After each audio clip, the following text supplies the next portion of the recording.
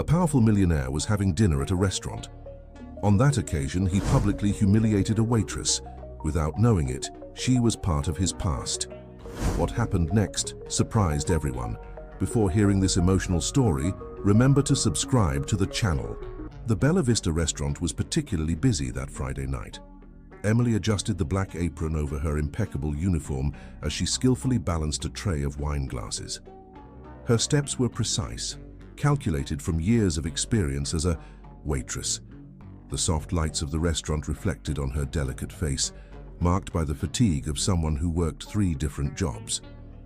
"Table 15, special order," she murmured to herself, approaching one of the most sought-after tables in the restaurant.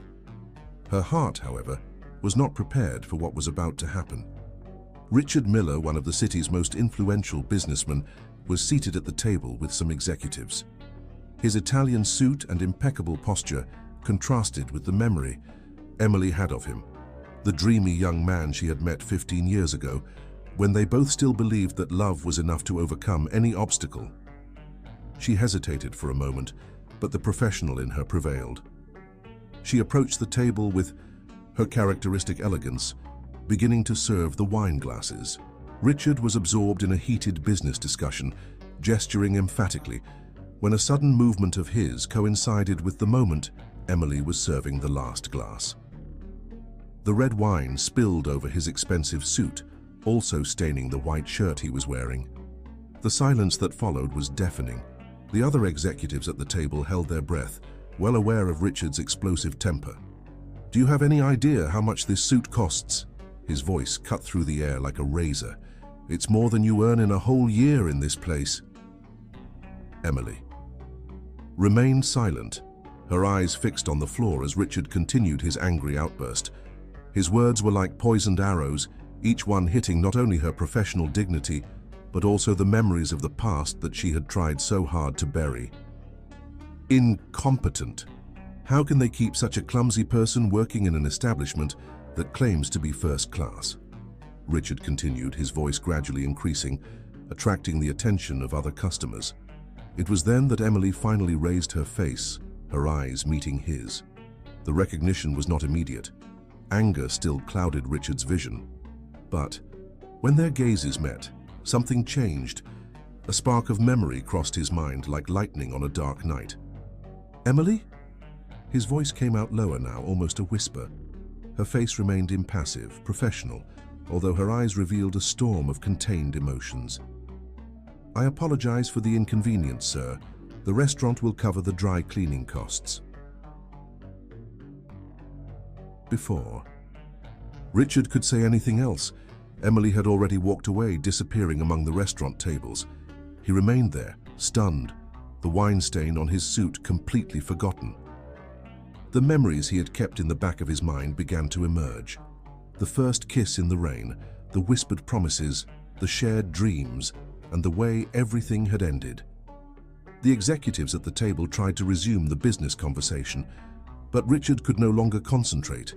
His eyes searched for Emily among the other waiters, his mind trying to process what had just happened. How had she ended up there? Why was she working as a waitress? And why, after 15 years, did his heart still race when he saw her? The restaurant manager approached, profusely apologizing for the incident, but Richard barely heard him. His head was elsewhere, 15 years in the past, when life seemed simpler and his choices didn't weigh so heavily on his shoulders. "It's all right," he finally responded to the manager, surprising everyone at the table. It was just an accident. But it wasn't all right. Richard knew that this encounter had not been a coincidence. Fate, which he had tried so hard to control with, his business empire and his meticulously planned life, had just played a trick on him. And now, sitting in that restaurant with his ruined clothes and his wounded pride, he realized that perhaps the time had come to confront the ghosts of his past. The rest of the dinner passed like a blur in his mind. The contracts that were supposed to be discussed, the deals that needed to be closed, everything seemed insignificant in the face of that night's revelation. Emily didn't appear at his table again, being replaced by another waiter, but her presence lingered in the air like a persistent perfume. When he finally got up to leave, Richard left a card on the table along with a generous tip. On the back of the card, he wrote in his firm handwriting, "We need to talk." He knew it was little, perhaps even cowardice on his part, but it was a start. A start to what? He wasn't quite sure yet. As he left the restaurant, the night breeze hit his face, bringing with it the weight of the choices he had made over the years. Richard got into his imported car, but didn't start it immediately. He sat there, observing the facade of Bella Vista, thinking about how a simple wine accident had triggered something much bigger than he could have imagined. Emily closed the back door of the restaurant at 2 in the morning, her shift finally over. The cold night air enveloped her tired body as she adjusted the worn coat over her shoulders. In her pocket, Richard's card weighed like lead. She didn't need to read it again to know what was written. "Mom." The sweet voice of Sophia, her 14-year-old daughter, sounded from across the street. The girl was sitting on the bench of the 24-hour diner, where she always waited for her mother to finish work, accompanied by Mrs. Carmen, the neighbor who looked after her during the nights. "You shouldn't be awake at this hour, young lady." Emily tried to sound stern, but her smile betrayed the joy of seeing her daughter. "I couldn't sleep," Sophia replied, a characteristic wheeze in her breathing. "The inhaler is almost empty." Emily's heart tightened. Sophia's asthma treatment consumed a large part of her resources, and the most effective medication was becoming increasingly expensive. That's why she kept 3 jobs: waitress at night, nursing assistant during the day, and she still did sewing work on weekends. On the way home, Emily couldn't stop thinking about the encounter with Richard. The memories she had tried so hard to keep locked away came back like a flood, inundating her mind with moments from the past. 15 years ago, she was a nursing student, and Richard, a young entrepreneur starting to build his empire. They met at a charity event at the hospital where she was interning. The love was instant, overwhelming. For a year, they lived an intense romance, full of promises and dreams. Until one day, without explanation, Richard simply disappeared. All attempts at contact were ignored. She discovered she was pregnant 2 weeks later, but he had already moved to another city, and her pride prevented her from seeking him out. "Mom, are you okay?" Sophia's voice brought Emily back to the present. They had arrived at the small apartment they shared on the 3rd floor of an old building. "Yes, sweetie, just tired." Emily forced a smile, preparing the asthma inhaler for her daughter. "Here, use this and then straight to bed." As Sophia prepared for bed, Emily sat at the kitchen table, Richard's card still in her hands. The anger she felt at being humiliated in the restaurant had transformed into something more complex, a mixture of resentment, curiosity, and that old pain that had never fully healed. Her cell phone vibrated with a message from the hospital where she worked during the day. It was about Elizabeth Miller, a critically ill patient who urgently needed a blood transfusion. Emily frowned as she read the surname. Could it be a coincidence? The message said that Elizabeth had a rare blood type, and Emily was one of the few compatible donors registered in the hospital's database. She had discovered this compatibility years ago during her shifts as a nursing assistant. "Ms. Emily, please contact us as soon as possible. It's urgent." She looked at the clock. 3:15 a.m. From the bedroom, she could hear Sophia's irregular breathing, who had finally fallen asleep. The almost empty inhaler was on the nightstand, a constant reminder of her financial worries. Emily picked up Richard's card again, turning it over in her fingers. His handwriting remained the same, firm and decisive. For a moment, she allowed herself to remember the young man she had known, so different from the arrogant man who had humiliated her a few hours earlier. She got up and went to the apartment window, observing the lights of the city that never slept. Somewhere out there, Richard was probably in his luxurious penthouse, with no idea that he had a daughter who struggled to breathe every night. The sound of an ambulance cut through the silence of the early morning, making Emily think of the message from the hospital. She didn't know yet, but their lives were about to intertwine in a way that neither of them could have predicted. She put the card in the kitchen drawer, along with other memories she preferred to keep hidden. Tomorrow would be another day with 3 work shifts ahead, There was no time to dwell on memories or get lost in what-ifs. Before going to bed, Emily checked Sophia's breathing once more. The girl was now sleeping more peacefully, her angelic face resembling her father's so much that it sometimes hurt to look at. With a sigh, Emily lay down in her bed, knowing that sleep would be slow to come. Fate had put Richard back in her path, and something told her that this time it wouldn't be so easy to keep him away. The question was, after 15 years, was she ready to face the truth she had buried for so long? Richard couldn't sleep that night. In his luxurious penthouse overlooking the city, he paced back and forth, the image of Emily etched in his mind. The wine-stained suit was still thrown over an armchair, a silent witness to the encounter that had changed everything. The phone rang at 6 a.m. It was his mother, her voice choked. "Richard, your sister Elizabeth, and she's gotten worse. We're at the hospital." 20 minutes later, he was walking through the antiseptic corridors of St. Clair's Hospital. He found his mother, Mrs. Martha, sitting in the waiting room, her hands trembling as she held a cup of coffee. "The doctors said she needs an urgent transfusion," Mrs. Martha explained, "but her blood type is very rare. They're looking for compatible donors." Richard ran his hands over his face, frustrated. Elizabeth, his younger sister, had been fighting an autoimmune disease for months. He had moved heaven and earth, consulted the best specialists, but nothing seemed to help. "Mr. Miller," a nurse approached. "The doctor would like to speak with you." In the office, Dr. Paul explained the situation.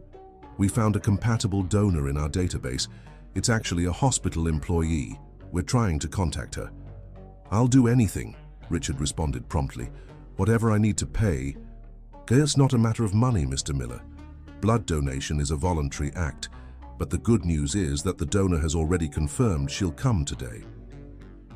A few hours later, Richard was in the hospital cafeteria when his world turned upside down for the second time in less than 24 hours. Emily entered the hospital, not as the waitress from the night before, but wearing a nursing assistant uniform. Their gazes crossed again, and this time there was no way to escape. Emily approached, her professional posture masking any emotion. "I came to make the donation for Elizabeth Miller," she said, her voice controlled. Richard felt the weight of the coincidence. "Emily, No," she interrupted him. "I'm here as a healthcare professional, nothing more." Before he could respond, a teenage girl came running into the cafeteria, breathing with difficulty. "Mom," called Sophia, looking for Emily. Time seemed to freeze. Richard observed the girl, the same eyes, the same face shape that he saw every morning in the mirror. Understanding hit him like a punch to the stomach.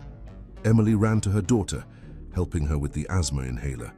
Her eyes met Richard's, who was paralyzed, his certainties crumbling before the truth that was revealing itself. "Is she—" he began to say. "Yes," Emily responded simply, still holding Sophia. "She's your daughter." The silence that followed was deafening. Sophia, catching her breath, looked curiously from her mother to the well-dressed man who seemed to have seen a ghost. "Why did you never tell me?" Richard's voice came out hoarse. "You disappeared, Richard. You changed cities, changed your phone number. When I found out I was pregnant, you had already built your new life." The truth fell on him like an avalanche.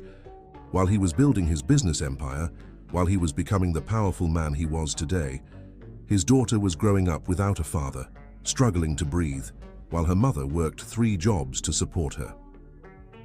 "Miss Emily," a nurse appeared. "We're ready for the donation." Emily nodded, turning to Sophia. "Sweetheart, stay here in the cafeteria. I'll be back in an hour." "I can stay with her," Richard offered impulsively. The look Emily gave him was icy. "She's been without a father for 14 years. She can wait 1 more hour." As Emily followed the nurse to the collection room, Richard remained in the cafeteria with Sophia, an uncomfortable silence hanging between them. The girl played with the straw of her juice, casting curious glances in his direction. "Do you know my mum?" Sophia finally asked. Richard felt his heart tighten. "Yes," he answered, his voice almost a whisper. "We met a long time ago." the wheeze. In Sophia's breathing caught his attention. "Your asthma, is it very serious?" "Sometimes," she shrugged. "Mom works a lot to buy my medicines, but the inhaler is almost empty, and the new one is very expensive." Each word was like a needle in his conscience. While he was complaining about a wine-stained suit the night before, his own daughter was struggling to breathe, depending on an almost empty inhaler. On the other side of the hospital, Emily's blood flowed to help Elizabeth, her sister-in-law she didn't even know she had. The connections, the coincidences, the choices of the past, everything was intertwining in a way that no one could have predicted. Richard looked at his cell phone, at the dozens of appointments scheduled for that day. With a decisive gesture, he began to cancel them one by one. There were 15 years of absence to make up for, and he wouldn't lose another minute. The blood collection room was silent, except for the soft hum of the machines. Emily kept her eyes fixed on the ceiling, trying to organize her thoughts. The encounter between Richard and Sophia wasn't in her plans. In fact, nothing from the last 2 days was. "All done, Miss Emily," said the nurse, carefully removing the needle. "You can get up slowly now." As she walked back to the cafeteria, Emily could feel the weight of the world on her shoulders. 15 years, keeping a secret that had now exploded in her hands like a water balloon. In Swansea, the cafeteria, the scene she found caught her off guard. Sophia was laughing at something Richard had said, her eyes shining the same way his used to shine years ago. The resemblance between father and daughter was even more evident now that they were side by side. "Mom!" Sophia called excitedly. "Did you know that Mr. Richard also collects vintage stickers? He has some of the ones missing from my album." Emily felt a lump in her throat. In just 1 hour, Richard had discovered more about Sophia's likes than she imagined possible. "We need to go," Emily said firmly. "I have to start my shift in half an hour." "Emily," Richard stood up, "we need to talk. About everything." "There's nothing to talk about," she replied, but her voice betrayed her uncertainty. "There is," he insisted, lowering his voice so Sophia wouldn't hear. "She's my daughter. I have the right—" "Right?" Emily cut in, her tone icy. "You lost your rights when you chose to disappear." At that moment, Mrs. Martha appeared in the cafeteria, her eyes red from crying, widening at the sight of Emily. "Emily? Emily Thompson?" the elderly lady asked, incredulous. "My God, after so many years." Emily's face softened at the sight of Richard's mother. Mrs. Martha had always been kind to her, even in the times when they were dating. "How is Elizabeth?" Emily asked, trying to change the focus of the conversation. "Thanks to you, she's receiving the transfusion now," Mrs. Martha replied, her eyes alternating between Emily and Sophia. "And this young lady, and don't tell me that." "Grandma?" Sophia asked innocently, the word escaping her lips before she could think, making all the adults freeze. The silence that followed was broken by the sound of Emily's cell phone. It was from her second job, asking why she hadn't arrived yet. "We need to go," Emily repeated more firmly this time. "Sophia, let's go." "But Mum—" "Now, Sophia." Richard took a step forward. "Let me give you a ride. You can't go by bus, it's too cold." "And Sophia, we don't need a ride," Emily cut in. "We don't need anything." But before they could leave, Sophia had another asthma attack, stronger than the previous one.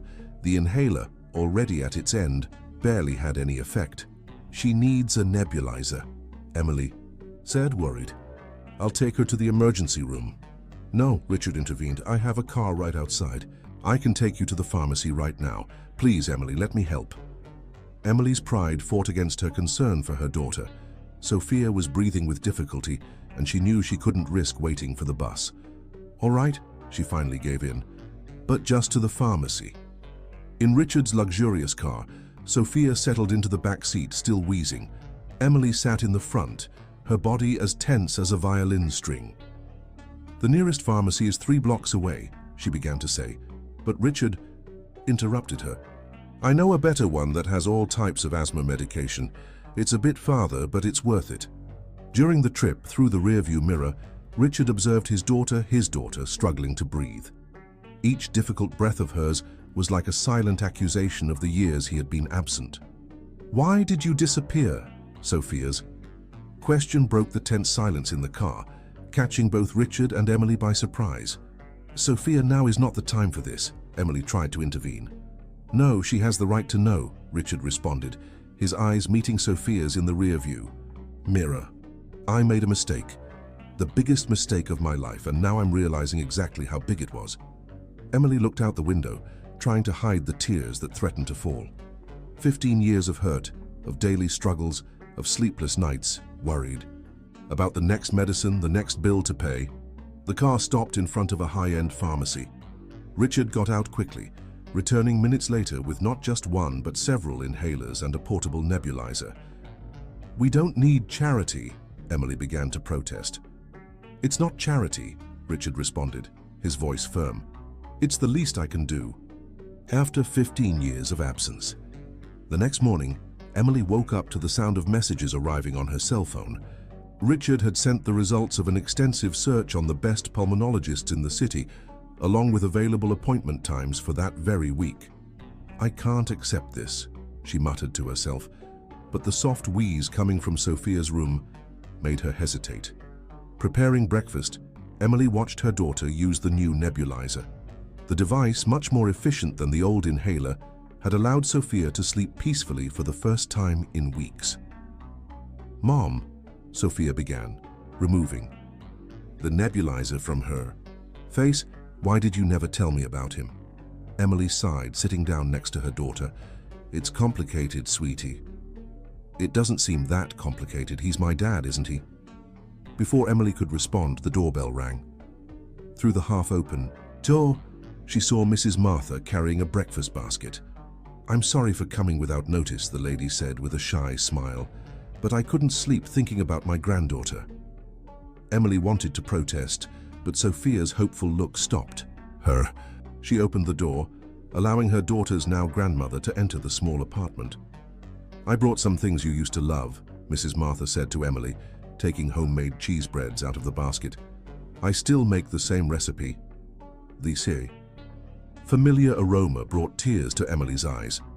How many mornings had she spent in Mrs. Martha's kitchen, learning that very recipe, dreaming of a future that never came to be? "Grandma," Sophia asked, trying out the word, "do you have photos of my dad when he was young?" Mrs. Martha smiled, reaching for her purse. "I have some right here. I always carry them with me." As the two pored over the old photographs, Emily escaped to the small balcony of the apartment. Her cell phone vibrated again. It was Richard. "I managed to schedule an appointment with Dr. Frank Sanders for this afternoon," the message said. "He's the best specialist in childhood asthma in the country." Emily started to type a refusal, but another message arrived. "I'm not trying to buy you, Emily. I'm trying to make up for 15 years of absence. Please let me help our daughter." Our daughter. The words echoed in her mind. Back in the living room, she found Sophia laughing at a photo where Richard, as a teenager, had a particularly embarrassing haircut. "Emily," Mrs. Martha called softly, "Elizabeth is asking about you. She wants to thank you personally for the donation." "There's no need. She's Sophia's aunt," Mrs. Martha gently interrupted. "Family is family, no matter how much time has passed." The phone rang. It was from the restaurant. Emily answered, expecting another scolding for the incident with Richard, but surprisingly it was different news. "Ms. Emily, Mr. Miller has signed an exclusivity contract with the restaurant for all his corporate events, but he demanded that you be promoted to floor manager." She hung up the phone, stunned. Anger and gratitude fought in her chest. How dare he interfere in her life like that? But at the same time, the promotion would mean better hours, better pay, more time with Sophia. "Mom," Sophia called, still holding the photos, "can we meet Aunt Elizabeth today?" Emily looked at her daughter, at Mrs. Martha, at the new nebulizer. On the table, the walls she had built over 15 years were beginning to show cracks. "All right," she finally gave in, "but we're going to establish some clear rules with your father. Sophia's face lit up at the word father, and Emily realized that, whether she wanted it or not, Richard had already begun to build bridges where there were once only voids. Mrs. Martha smiled, tears in her eyes as she hugged her granddaughter. "You know, Sophia,